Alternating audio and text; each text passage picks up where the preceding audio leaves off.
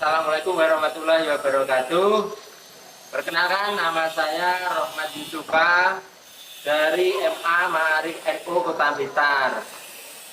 Saya mahasiswa PPG dari Universitas Islam Malang pada tahun 2002 ini.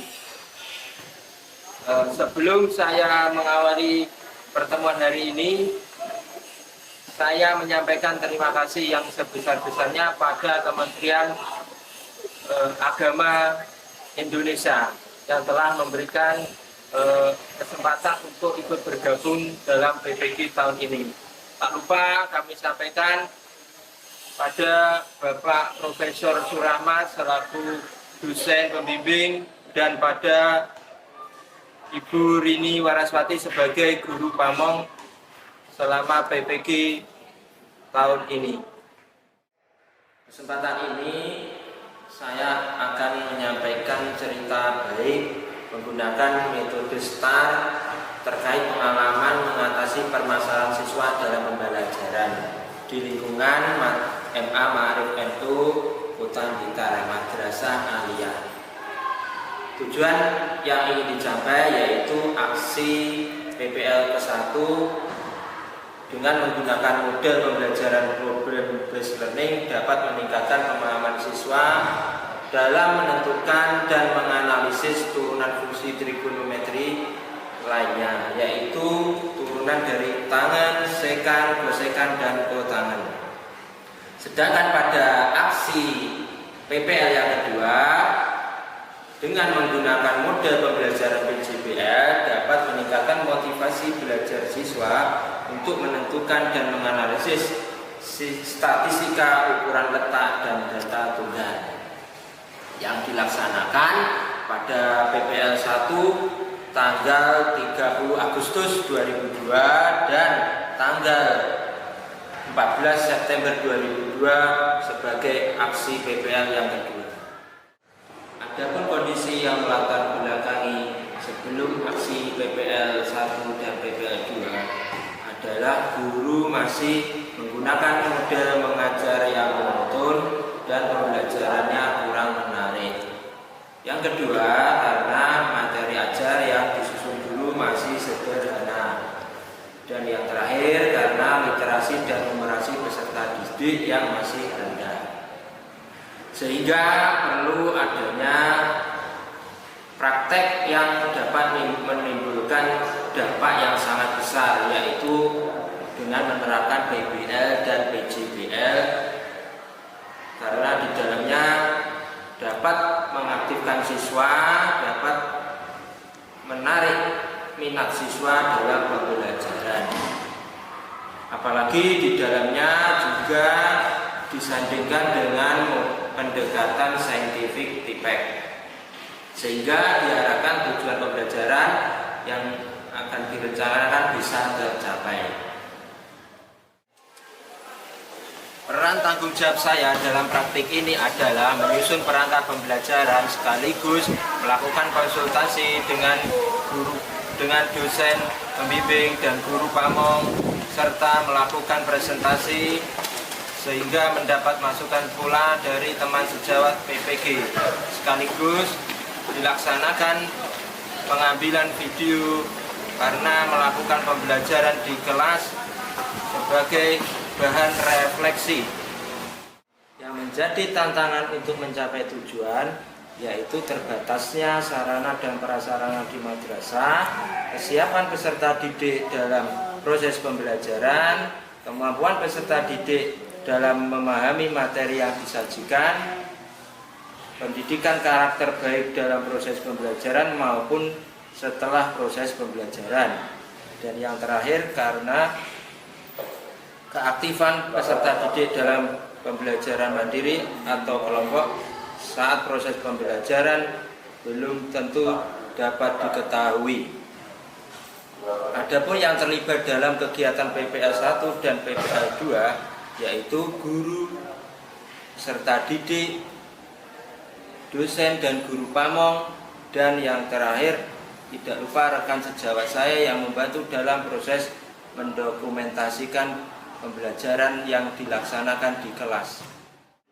Ketika aksi, ada pun langkah-langkah yang dilakukan untuk menghadapi tantangan, yaitu mempersiapkan fasilitas yang dibutuhkan, menentukan provider yang kuat, hingga memberikan sinyal yang bagus, mendapatkan dukungan dari kepala madrasah dan wakil madrasah, membutuhkan kerjasama antara peserta didik dan teman sejawat untuk membantu pada saat pengambilan video.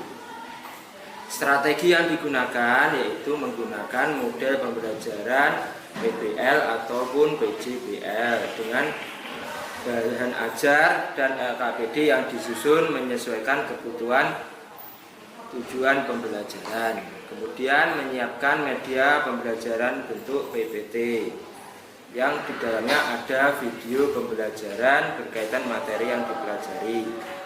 Yang terakhir, menyiapkan instrumen penilaian berupa penilaian pengetahuan, penilaian sikap, dan penilaian keterampilan. Proses pelaksanaan PPL 1 PBL yaitu melakukan pendahuluan, kedua kegiatan inti, di dalamnya ada orientasi peserta didik pada masalah, terus fase kedua mengorganisasi peserta didik belajar, fase ketiga membimbing penyelidikan individu dan kelompok dalam berdiskusi, fase keempat pengembangan dan penyajian hasil diskusi di kelas, fase kelima menganalisis dan mengevaluasi proses pemecahan masalah, dan diakhiri penutup. Sedangkan pada PPL aksi 2 saya menggunakan PJBL, melakukan pendahuluan. Kegiatan intinya fase 1 menentukan pertanyaan yang mendasar, fase kedua mendesain perencanaan proyek, fase ketiga menyusun jadwal, fase keempat memonitoring peserta didik dalam menyusun proyek, dan diakhiri penutup. Adapun pihak-pihak yang terlibat yaitu peserta didik, guru, dosen, dan guru pamong, rekan sejawat, dan kameramen. Sumber daya atau materi yang diperlukan untuk melaksanakan strategi ini adalah laptop, handphone, smart TV, sinyal internet, stand kamera, dan perlengkapan lainnya. Alhamdulillah, setelah melaksanakan aksi, kami melakukan refleksi.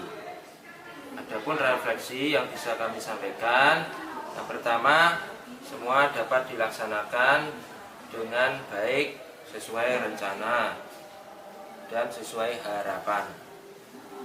Pembelajaran juga berlangsung efektif. Pembelajaran sangat menarik menurut siswa. Siswa menjadi antusias dan tidak merasa bosan. Respon untuk orang lain terkait pembelajaran yang saya laksanakan sangat mendukung, terutama Bapak Kepala Madrasah, teman sejawat. Keberhasilan aksi yang kami lakukan tidak terlepas dari dukungan Bapak Kepala Madrasah, teman sejawat, dan lingkungan, yaitu madrasah yang sangat kondusif. Sedangkan ketidakberhasilan dari strategi yang kami lakukan adalah pengambilan video pada saat pelaksanaan proses pembelajaran PPL 1 belum optimal karena keterbatasan dan kesalahan teknis, sehingga hasil rekaman video suaranya kurang jelas dan gambar videonya yang tampak masih dari belakang saja atau punggung siswa. Kemudian untuk file video hasil pembelajaran ada yang kerup sehingga proses editing menjadi lama. Alhamdulillah, pada aksi yang kedua sedikit berkurang ketidakberhasilan yang pada aksi PPL 1 karena sudah melakukan upaya semaksimal mungkin, akan tetapi tetap masih ada kekurangan. Pembelajaran dari keseluruhan proses untuk melaksanakan proses pembelajaran sehari-hari dapat laksanakan karena lebih tertib dan terstruktur. Peserta didik lebih tertarik dan fokus dalam pembelajaran. Peserta didik lebih aktif dan terlihat melalui ekspresinya selama proses pembelajaran, yaitu ketika diskusi dan presentasi. Pembelajarannya lebih bervariasi, pembelajarannya lebih menarik dan menyenangkan, media dan alat atau bahan pembelajaran lebih inovatif, sehingga membantu meningkatkan pemahaman siswa. Dan yang terakhir, pemahaman siswa atau peserta didik dapat diukur dengan melihat hasil evaluasi siswa yang dilaksanakan pada bagian penutup setiap aksi pembelajaran. Demikian laporan yang kami susun, semoga bermanfaat. Ada yang kurang lebihnya mohon maaf. Saya akhiri. Wassalamualaikum warahmatullahi wabarakatuh.